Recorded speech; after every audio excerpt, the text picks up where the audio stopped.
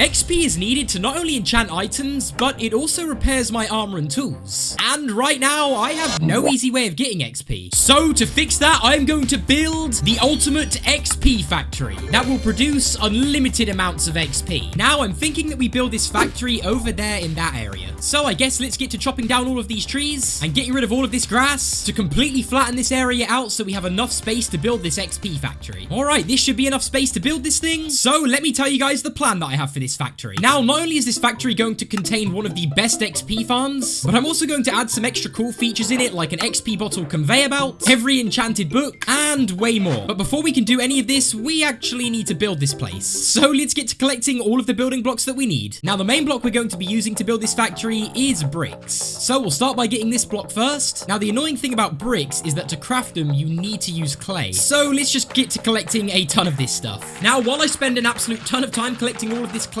I want to tell you guys about today's sponsor, War Thunder. War Thunder is a free-to-play large-scale action game where ground vehicles, aircraft, and naval vessels battle in crazy dynamic battles. War Thunder does an amazing job capturing the actual feeling of controlling military equipment due to its amazing gameplay and graphics. In the game, they offer loads of military technologies, like guided missiles, active protection systems, smoke screens, night vision devices, and more. I mean, you can even use a nuclear strike that can flatten the entire map. This game truly has it all. Also, not to mention, they've just added their new update, Line of Contact. Infantry has now arrived in War Thunder in a closed testing mode. War in this game is now shown at its full scale. They've also added tons of new vehicles and even a bunch of graphic updates too. Now, if you want to experience all of this for yourself, make sure to click my link down below in the description to go and download War Thunder on PC, PlayStation, Xbox for completely free. All new players and those who haven't played War Thunder for half a year or more will receive some special bonuses, like 100,000 lions, a special decorator Eagle of Valor, and more. You can also download War Thunder on iOS and Android mobile devices for free, so click the link in the description and let's get back to the video. Alright, so I'm hoping all of this clay is going to be enough to make all of the bricks that we need, so let's quickly make a bunch of furnaces and we'll place them all down like this. And now let's grab all of our clay and start smelting all of it up. Alright, there we go. So now all of the clay should be smelting into bricks. So I guess while we wait for all of this clay to smelt, we should probably get all of the other resources we need for this factory. Now, the next block that we are going to need the most of is granite, andesite, and diorite. Now, luckily for us, when this block does spawn underground, it spawns in giant veins like this. So let's get to exploring through caves so we can mine up an absolute ton of these blocks.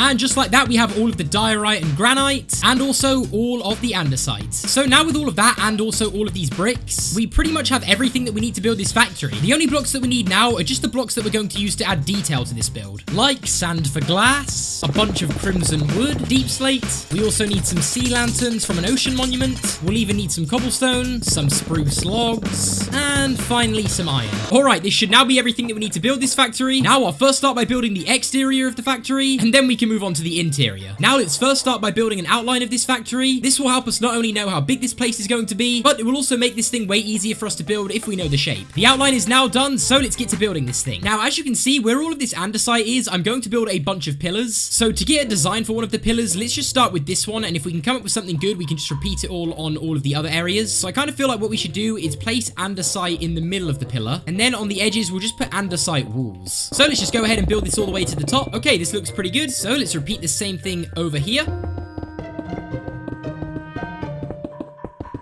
And now, before we move on to the other pillars that we have to do, I think it would be a pretty good idea to just go ahead and build ourselves the entrance right here. Now, we'll build a sort of rounded entrance with the deep slate that we collected earlier. Now, because I want the entrance to look like an arch shape, I think we need to use some deep slate stairs. And then we can go into using slabs. And now let's head down here to build up. So let's connect the archway like that. And now that kind of looks okay. We just need to place some blocks on top just like this. So now that we have some type of entrance done, I feel like we should go ahead and complete the entire front of this factory. So let's get to work building up the walls at the front. Now, this factory is going to be quite tall, so we won't build it all the way to the top. We'll just go ahead and bring everything to the same height. And then once this is done, we can add in some details like windows and anything else that I feel like. Okay, now we need to start adding some details because this thing looks so plain. So first things first, let's make ourselves a bunch of cobblestone walls. And let's grab our crimson logs so we can make ourselves some crimson stairs. And now let's get to work adding some windows and some extra details. Now, I kind of want to make the front look like there's a bunch of like kind of pipes going on because, I mean, this is a factory. So let's work on building some type of big tube pipe thing. So we'll kind of go up like this by a few blocks. And then at the top, we can kind of do something like this with some stone bricks up here. And then we can connect these stone bricks to some cobblestone walls, and we can kind of just put them up the wall like this so it kind of looks like pipes or something. Maybe put some down here to the side. All right, and now let's repeat that same thing over on this side. And now to make both sides look a little bit different, we will actually change up what the cobblestone walls look like over here. And you know what? Let's even put some cobblestone walls down here too. Oh my goodness, go away! Okay, yeah, having cobblestone walls down here looks pretty good as well. All right, now let's build up and do these windows. Now, what I think we should do is do the bottom of the window out of granite to kind of switch up from the bricks that we're using. And then on each side, we'll go ahead and put a layer of these deep slate walls. And then in the middle here, we'll of course put the glass for the window. And then using some of these crimson slabs that we made, we can just go ahead and do a border on the window like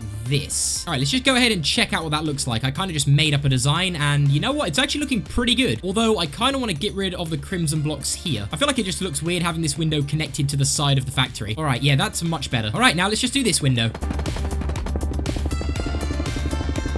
All right, the windows are done, but I still feel like we're missing some details. Let me try something. Let's grab our iron and make a bunch of iron trapdoors. Okay, this might not make a massive difference, but maybe some iron trapdoors just on this layer here. And you know what? That adds an absolute ton of detail. Now, I kind of want to go through the entire front of the factory and just do this on all of the places that we can. I'm kind of now realizing that I need an elytra in this world as well, because building to get up to high places is just so annoying. Okay, this place is coming together nicely, but we still have a lot of work to do because this area in the middle here is going to be where we put a giant XP bottle. In fact, talking of this giant XP bottle that we're going to build there, let's actually build the area where it's going to go. Now, this is actually why we got all of these sea lanterns earlier, because the giant XP bottle is going to be built in front of all of these lights. Oh, wait a second, we're missing glass. Wait, let me get some. All right, I've grabbed some glass, and now you'll see why I needed it. It's because we're going to put a layer of sea lanterns down, and then in front of the sea lanterns, we're going to put a layer of glass. And then, of course, in front of all of this is going to be where the giant XP bottle goes. Now, building the XP bottle is going to be the last thing that we do. So by having prepared this area for it, it's just going to make our lives much easier.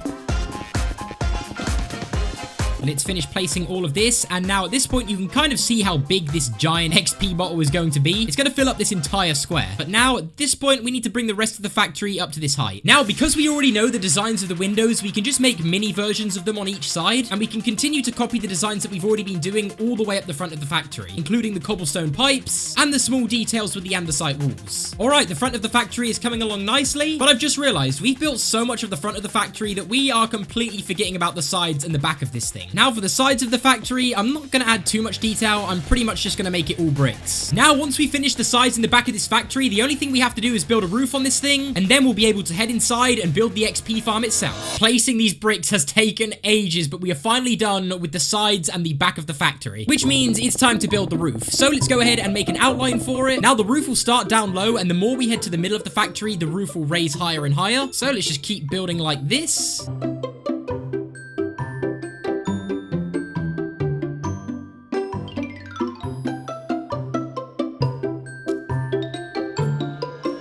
Alright, at this point, the exterior of the factory is pretty much done. The only thing we have to do before we build the actual XP factory inside is, of course, build a giant XP bottle on the front, just to make it very clear that this is an XP factory. Now, as you can see, an XP bottle is mostly green and yellow, so to build it, I'm going to use different colors of wool and concrete. And while luckily for us, most of this wool we can get from our house because we have a bunch of different colored sheep, so let's shear up a bunch of these guys. But not only am I going to need wool to build this XP bottle, I'm also going to need some concrete. So let's craft ourselves some white concrete powder, and finally, we're going to need some black concrete powder. So now let's build up to the front of the factory and get to building this thing.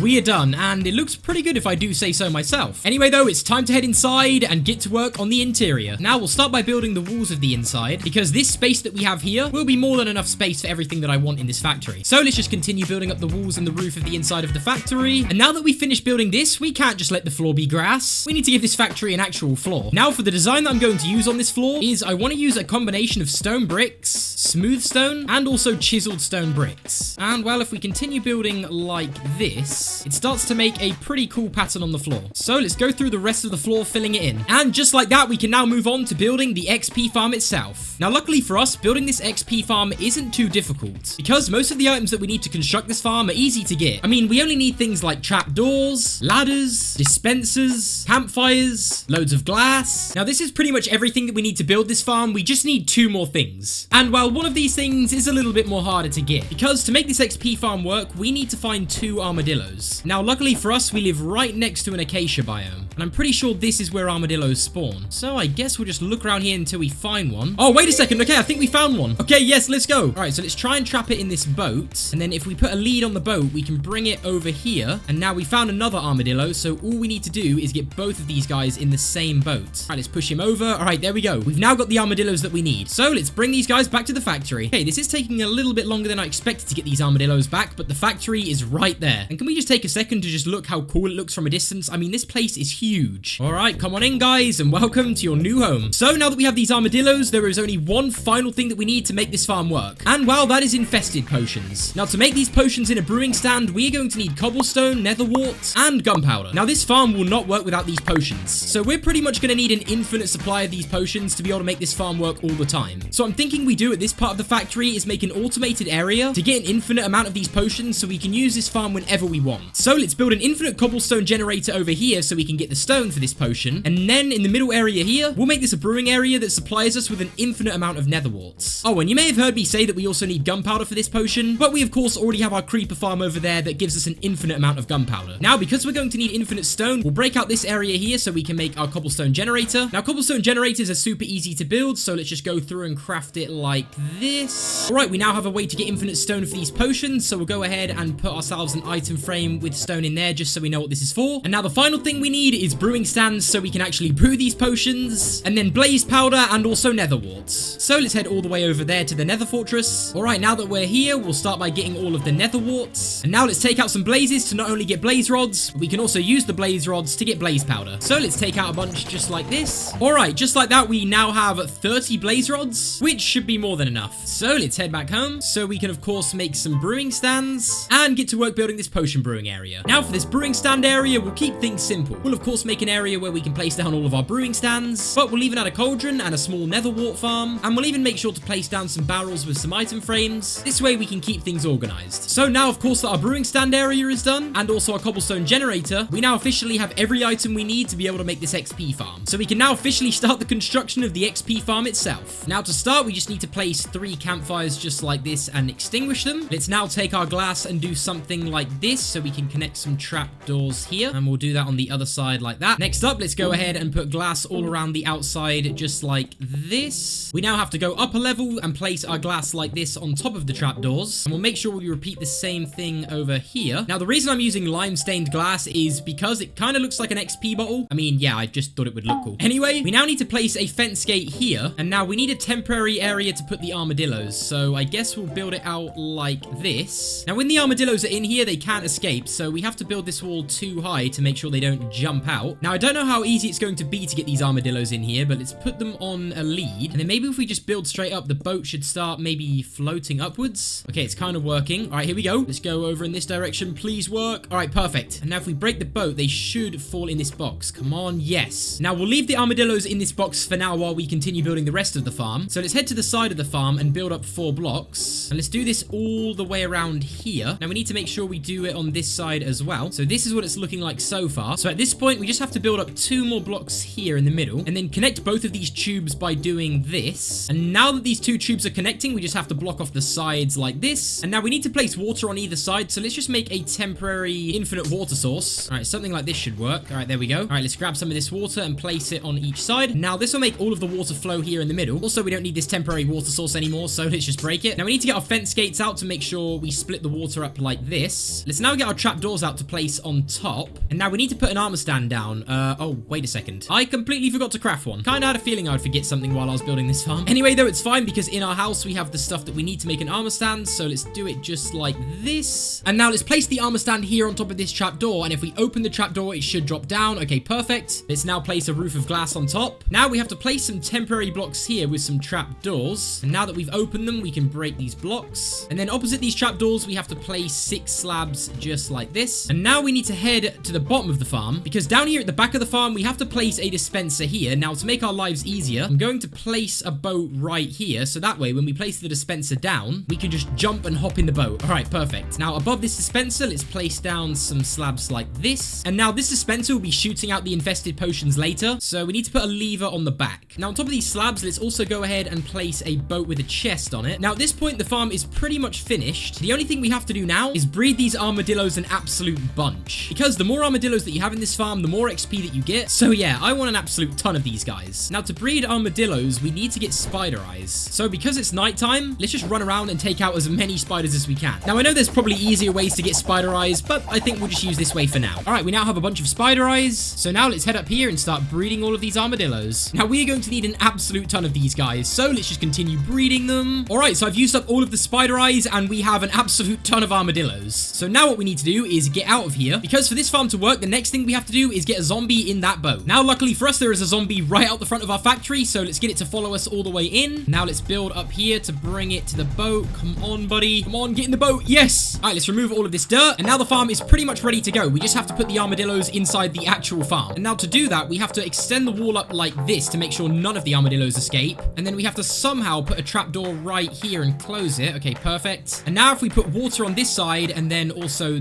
this side and remove the middle blocks here, they should now start all flowing into the middle of the farm to get stuck. All right, now all of the armadillos are in position. We have to put a trapdoor here, and then we'll get a glass block and try and place it here, but there's just so many armadillos in there. Okay, now at this point, we can get rid of this temporary area where we were breeding all of the armadillos. And now this is what the farm looks like now that it's finished. The final thing we need to do, though, is just quickly dig below the farm, and those campfires that we placed earlier, we need to go ahead and light with flint and steel. All right, perfect. The farm is now fully completed. We now just have to brew up some infested potions. Now, to make these infested potions, we need to grab some water bottles. We, of course, need gunpowder, blaze powder, and finally nether warts. Now, we put the water bottles in and add our blaze powder, and then the nether wart should turn it into an awkward potion. Now we can add our gunpowder, and then finally, to turn it into an infested potion, we literally just need a piece of stone. So let's put it here, and there we go. We now have infested potions. So let's now put these in the dispenser, and let's test if this farm works. Now, pretty much how this farm works is that this zombie makes it so the armadillos get stuck in their shells, and when they're in their shells, they can't die to the campfire. So now all we have to do to use this farm is build a ladder to the top and flick these infestation potions onto the armadillos. And now a bunch of silverfish start to spawn, and now we stand above the armor stand, and every time we hit it, we should get a bunch of XP. Oh my goodness. Okay, it's working. Our XP bar is flying up. Now, as you can see, this XP farm is so simple to use, but look how fast our XP bar is moving up. This is insane. Now, let's just do a small test of this farm just to see how much XP we can get for staying here for a few minutes. Okay, we got to level 46, and we barely used the farm. I mean, that was only using it off one infestation potion. But before we push this farm to its limits, there's a few more things I want to add to the factory, like an XP bottle conveyor belt, an enchantment area right next to the farm, and also an area to put a bunch of different enchanted books. Now, let's start with the easier extensions we can add to our factory. Now, the easiest one to build out of all the things I want to add is, of course, an enchantment table area. Okay, now that that's done, we now have an enchantment table super close to our XP farm, which is just going to make enchanting super easy. And now, luckily for us, I have a bunch of building resources. So let's build an area at the back of this factory that we'll use to place a bunch of item frames and barrels that will store pretty much every enchanted book in the game. All right, we are now done with this area. All we'll have to do is fill it up with some enchanted books later. But now let's move on to building the XP conveyor belt. Now, to build this conveyor belt, we need to grab a brewing stand, because to get the XP bottles for the conveyor belt, we are going to need to buy some off a cleric. So let's turn this villager into a cleric. But as you can see, this cleric is not selling XP bottles. That's because we need to level this guy up to max level. And while to do that, we just need to buy a bunch of stuff off of him. So we'll grind out some bamboo to get sticks for emeralds. And then using these emeralds, we can just buy stuff from this villager to level it up. So let's continue trading for emeralds so we can use them to buy off the cleric to level it up. Then hopefully we should be able to get it to max level. All right, finally, after grinding a bunch of emeralds and trading with the cleric, we can now go ahead and buy